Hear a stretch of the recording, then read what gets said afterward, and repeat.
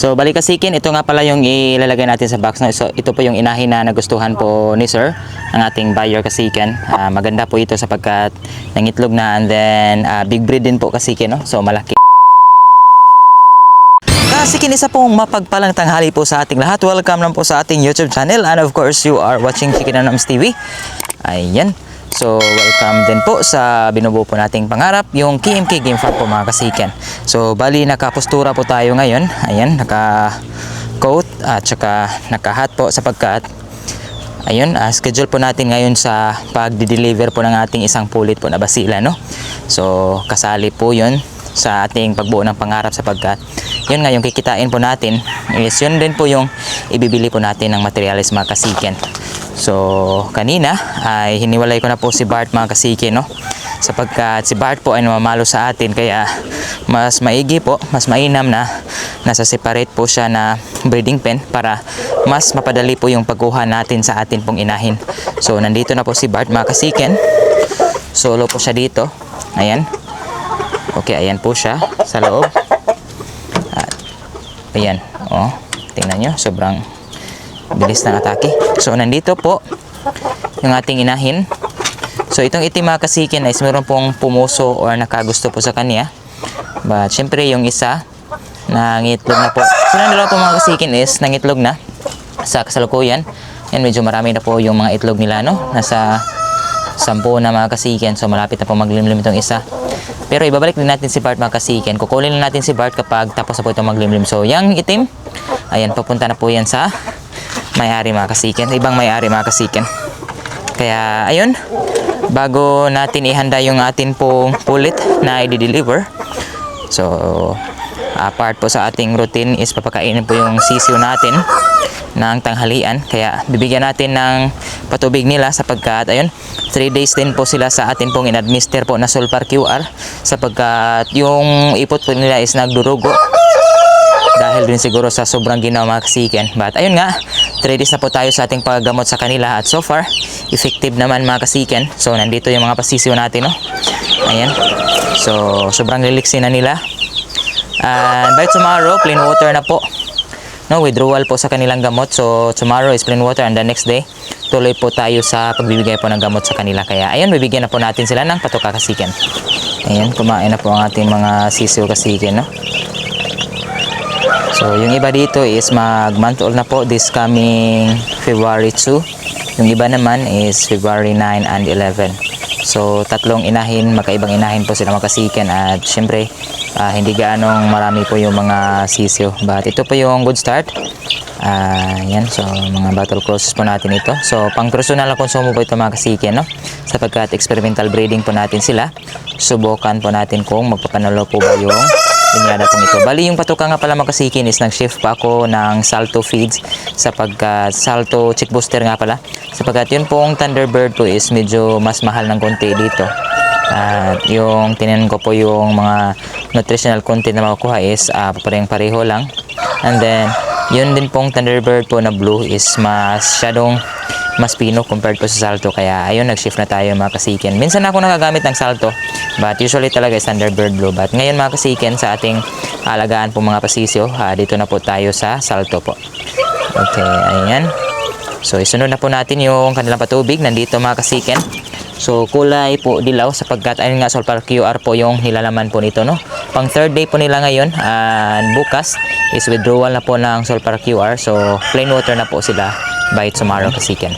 Eating while drinking po yung kanilang tirada dito. Okay, so bali yung box natin mga kasiken na paglalagyan po nating pulit is nakahanda na kanina. Ayan. Okay, so nandyan na po, may dahon na para hindi po masyadong mainit sa loob. At ayan, nag-innovate lang po tayo, no? Mayroon na pong handle. Okay, so ipapasok lang natin dito at we're good to go na po. Kasiken, samahan nyo po ako sa ating biyahe mamaya. Dahil po mamaya po sa aming pagbabalik ay papakita ko po sa inyo kung ano na lang po yung available natin na mga basilan.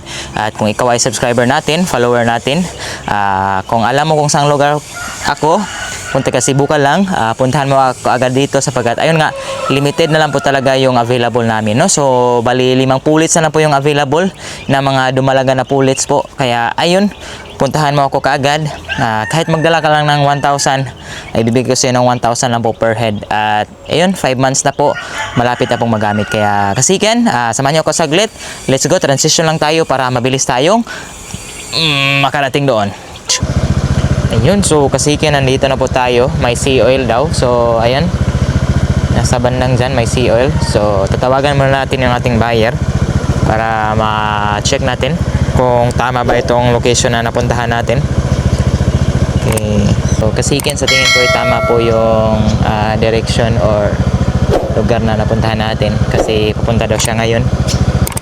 Okay, hintayin lang natin. So far okay lang naman yung manok sa biyahe, hindi po na stress sapagkat hindi din masyadong mainit. Okay, so baka nandyan siya sa loob, no? Poultry farm pala ito mga kasiken, poultry kasi medyo mabaho dito. Papasok tayo, saan kaya tayo papasok nito? So hintayin lang natin, baka mayroong papunta dito. So kasiken, nandito pala tayo sa poultry farm po ni Sir. Ito po yung dinalhan ko po ng manok. Sir, ano pong pangalan, sir? Jumilito. Jumilito. Grabe kasiken, sobrang amazed ako sa dami po ng mga layers dito. Ito po ay coming 16 weeks old po sila. And then ready for release na po ito ni Sir. Kaya kung gusto niyo po, pasukin natin. Ayan. So almost ilang heads, sir? 700 heads. Grabe po mga kasiken.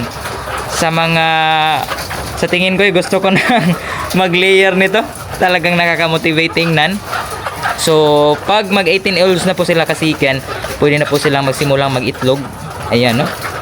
Ayan, at yes, parang they will turn into like this po. Medyo malaki na po yung tapay at then mamilay na. So, 16 weeks.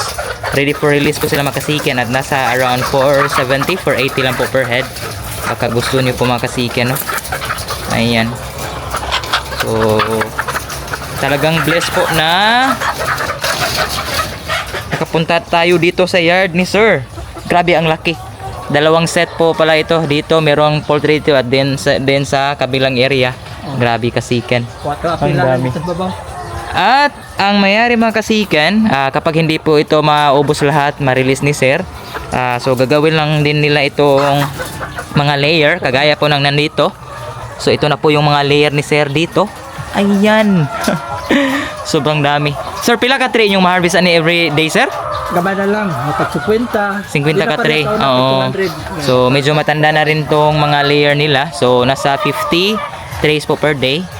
Yung sobrang ganda kasiken. So yung setup po talaga nila is yung isang set papunta doon. Pila gini, sir? 500 or 500 heads po.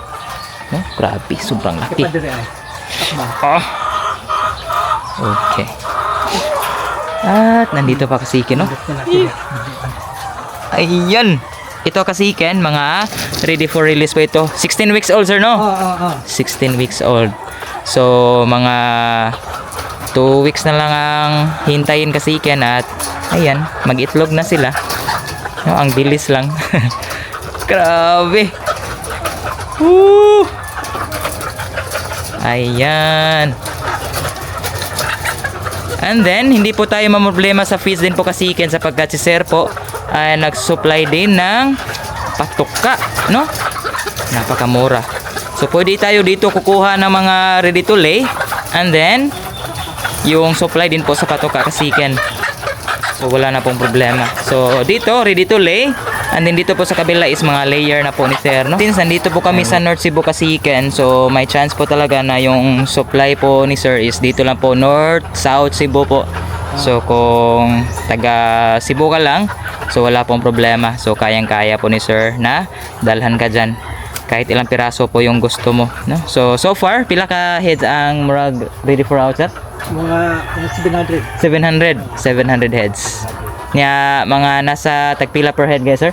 Tag 470. Oh, nasa na mga 470, 480. So depende na po, no? So kung magka intindihan, matik. Napay Yes, meron pa yung discount. And then, sa na-mention ko, walang problema sa patoka sapagkat meron din silang patoka si sir na supply. Yes. And then, pinakamura. Produkto po ng Bounty. Bounty, sir, no? Bounty. Okay. So, kasiken, okay, kakauwi lang po natin sa bahay, no? Galing po doon kay sir, yung hinatdan po natin, dinalhan pala ng atin pong pulit po na basilan. At ngayon, ipapakita ko na po sa inyo yung pong mga available namin so far. So, sa na-mention ko po kasi si Bart po ay hindi muna natin i-out sapagkat, ayun, plano natin si Bart na ipares dito sa atin pong white choco na pulet sapagkat ayun nga ready to breed na po siya, tapos na po siyang mamisa mga kasike, no? And syempre si Bart na nandito, ibabalik natin ito sa kaniyang kulungan doon. Dito natin ibabalik mga kasike, no, hanggat hindi pa ito naglimlim tong inahin na ito kasiken. Okay. So, ngayon ay magpapatuka muna tayo sa atin pong mga natirang mga manok para po makita nyo po kung ano na lang po yung available. Again, kung ikaw po ay solid subscriber natin, follower natin, pumunta ka agad dito sa amin. Nang sa ganun kahit paano ay magkaroon ka po ng manok from Chicken Namnams TV po na mga manok sapagkat ayun nga, sobrang mura na lang po yung benta natin. Tigit sa lahat, paubos na po sila.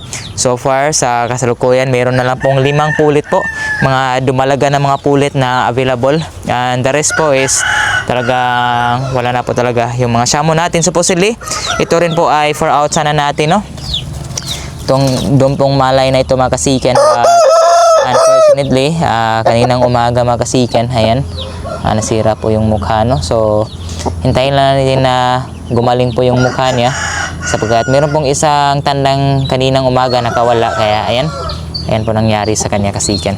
So again, magpatuka muna tayo sa ating mga alaga para makita nyo po kung ano na lang po yung mga available namin sa aming pong manukan.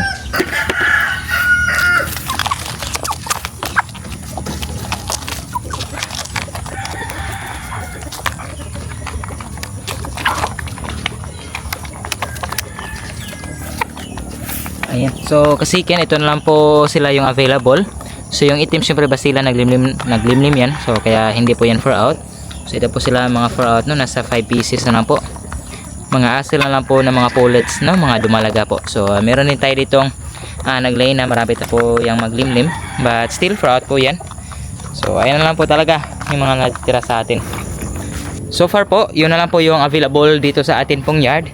Kaya paunahan na lang po talaga tayo mga kasike, no. Kaya again, kung ikaw nasa North Cebu lang po ako, Libho, Tabogon, Cebu, puntahan mo ako dito kasiken.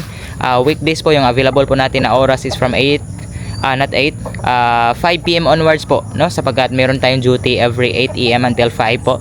Kaya sa gabi lang po tayo bakante. But Saturday and Sunday po is free po tayo. Pwede po kayong bisita dito kasiken para kahit paano before po maubos lahat po ng mga manok namin dito is makapag-acquire ka kasiken, no, lalong-lalo na supporter at follower kita kasiken.